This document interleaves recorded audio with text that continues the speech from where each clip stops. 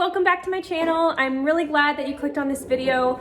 I definitely wanted to make a video about educational content in a sense, and what I know and what I've done for the past 10 years is property management. I actually started out when I was really young. I think I was about 19 or 20 when I was doing it professionally with my mother, who had been doing it for 30 plus years at that point. She is actually the one that trained me.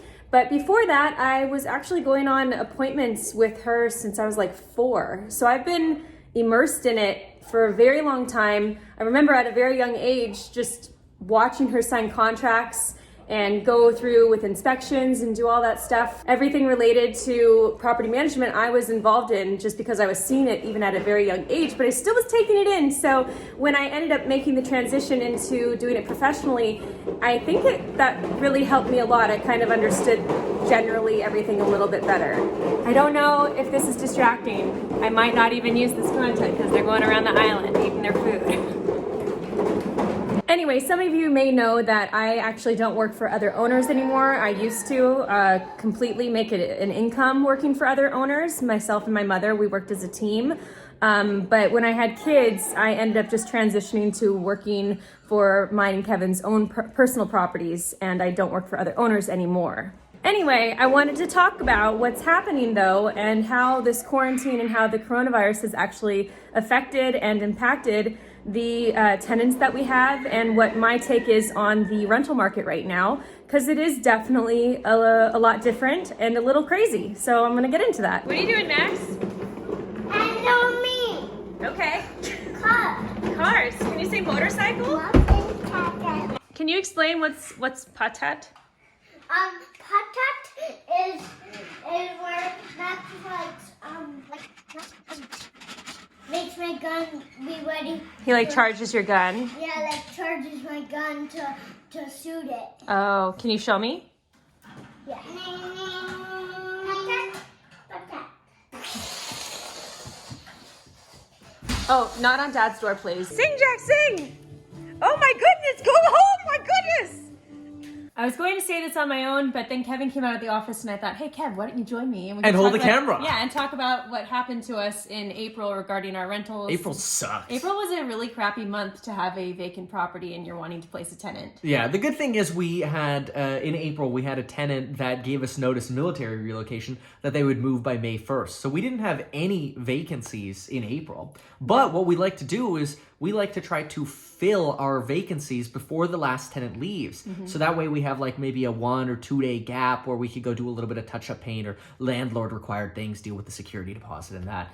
But it's very difficult to show a property in April at basically the height of the pandemic. Quarantine just hit. Everybody's just locking down. The lockdown gets announced. Everybody's quarantining. How are we supposed to tell people, oh yeah, let's go meet you at the tenant's property to see the house? And I found too, during that month when we were trying and reiterating what you had said, this previous tenant was paying their last month, so we weren't at this point losing any money. We weren't super motivated either. Yeah, I mean, we wanted it rented because usually when they give the notice, I get it rented within 2 weeks and then have that gap that you said. But anyway, well, because we could actually show it. We could reasonably show it. But during the pandemic, it's how do you show it? Yeah. So we had to wait on this one until it was vacant to actually show it. But even with that, in April specifically, I noticed that the incoming calls or emails of the people potentially interested, the qualification level was way low. And honestly, in April, if you were a great credit score, great income, and your job security was just super good, you were hot stuff. And as a tenant, yeah. And you probably got snatched fast, anything you wanted. You could get a rental wedge deal as a tenant. In April, yes. In April. Seriously. It was... Yeah. Well, because April was also the month all the Airbnb folks are flooding the market with rentals. Mm-hmm. So you have this high supply of rentals. You have this high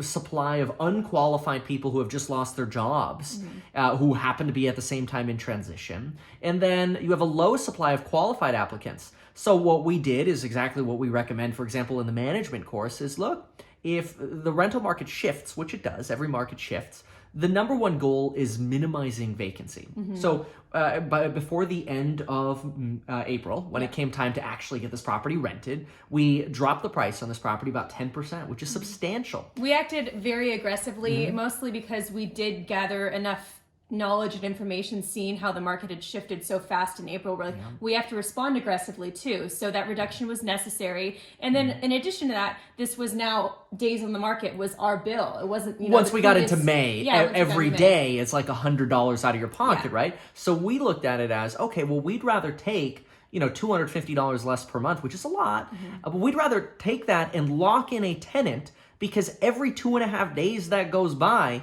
that extra money we're trying to get, that uncertain extra money, flies out of the window anyway. The good news is we got this rented within the first 5 days of May to highly qualified tenants, meet all of the criteria. And you know what? The way we look at it too is they're getting a great deal on the rent. Oh man, that is, like you said, a wedge deal in the rental market, because we had it during the April thing and it was still lingering over to May when they ended up signing the lease. So I mean, they got a great deal, but we're happy because we've got highly qualified tenants that are going to take great care of the property. They got a great deal, and you know what? Hopefully they'll stay longer and we'll have a great landlord-tenant relationship. The worst thing that we could have done is stuck to our price and been, well, no, I don't think the market's changed yet. The comps haven't adjusted yet. Well, no, duh. Comps take months to change. You have to be very reactive in property management to avoid vacancy. It's better to have a little less rent, high quality tenant, and a filled property than vacancy. So I think it's important to piggyback off what you just said, that we could have rented it out to some other people. We had other people ready to sign a lease, but it was even at the full price beforehand. At the full price. Right. But it was important to us to reduce it to get the quality tenant that we want. Yeah, and that's the other thing too, is like if you're a tenant, you've got a great credit score and you have limited debts and you have other things that make your portfolio as a tenant great, you're at the top of the list. We had plenty of applicants even at the higher price, but then you look and it's like, oh, you've got collections, you just lost your job, or you're getting laid off. It's like, oh, I would rather have certainty. Same, and have a reduced rent. Yeah, exactly. Yeah, yep. Now, I wanted to talk to you about the other property, the one that is in a very desirable location, how even though this was basically happening at the exact same time as this one. The renovation completed on this one. The renovation completed. Yes. But I think it's important to note that the location of this property basically saved us during this horrible month of April/May, where it actually got rented very quickly because of the location. And that's how location saves you. Location matters a lot. I mean, that place, it could be a fluke because it's right next to a hospital. We had 7 applicants from nurses, and that is a very, very desirable location. It's one of the most desirable locations in our whole city and right next to that hospital. So yeah, we just had a bunch of really rich doctors and nurses, great credit score wanting to apply, and it got snatched up even during this time. So I just think it's cool to note that location can really get you far even past horrible things that could be happening, like the pandemic or the and that's something that happens too in real estate, is anytime there's a recession or a crisis, poor areas become poor, and qualified people will pay more for quality A-B properties, that is like A and B rated neighborhoods, because poor areas become poor. And that's not to slam those areas, it just is what it is. It's been studied by Harvard. It's sad, but you get this sort of widening of the wealth gap during recessions and crises like this, and that's kind of what you start seeing in the rental market too. Well, thanks for talking to me. Thanks for hanging out with me on my Thanks channel. for the interview. Here you go. See you later at 5. See you later at 5. Hi, Max. Can you show everybody how you can be a doggy? See. What's on your shirt? What's on your shirt? Suck. A shark. Suck. Shark. That's a cute shark. Shark. Suck. Yeah, hey, Jack. Show everybody how you can turn on your bounce house. Come on over here. Oh, okay. Yep. So, do you see these buttons right here? See the on and off? I do. So, watch when I press down. Okay. And watch when I press up. It turns off. It's pretty cool. So, should I turn it on? Yes. Okay, here I go. Okay. Let it fold out.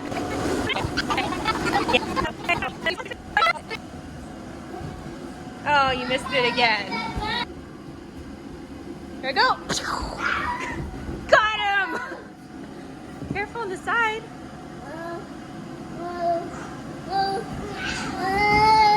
Oh my goodness. Oh This bounce house has been absolutely awesome. It's made them burn so much energy and then be so totally dead for sleep time. It's wonderful. So yeah, that's kind of the side of the rental market where, we needed a tenant placed in a vacant property or a property coming up on the market.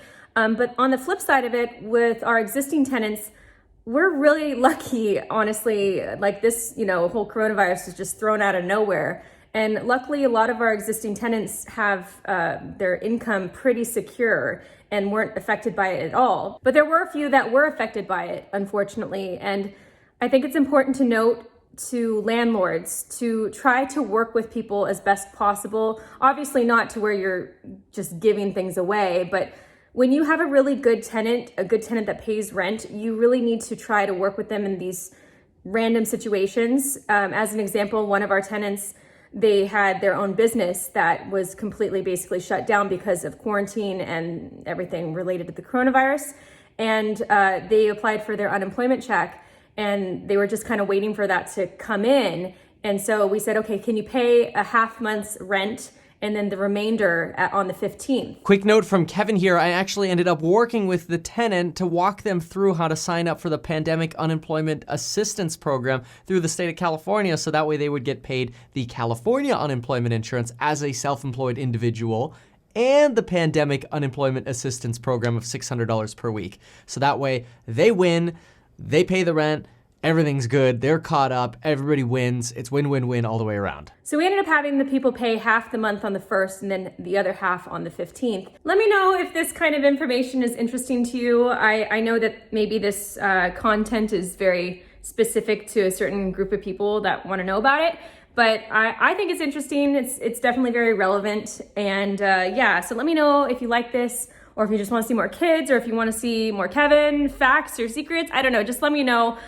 I'm just having fun with it. Oh, I want to say that if you guys need a good movie, because Kevin and I are watching a bunch of movies because quarantine, we just watched the movie The Departed or Departed with a bunch of really good actors. Leonardo DiCaprio, Matt Damon, so many, honestly. It was a really, really good movie. Highly, highly, highly recommend.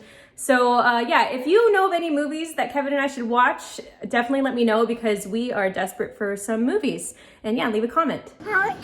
That's how he says goldfish. Say it again. Say goldfish. Hasha. Let's get the goldfish. Yep. Say thank you. Thank you. Okay. We're loading up Jack's dumpster. Cool. Oh, sorry, I'll get out of your way. Okay. And then Mr. Serious is right over here. Max, are you being serious? You got a job to do or what? No. He just started the whole thing, so I had to rebuild it. Oh, no way. That thing's so frustrating. I'm serious. You're a serious boy? Uh-huh.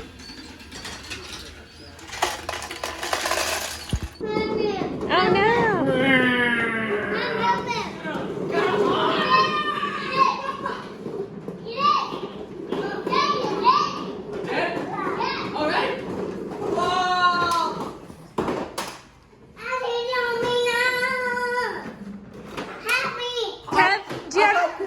Do you have anything to say before I end the vlog? Get life insurance in case you die like I just did. Link down below.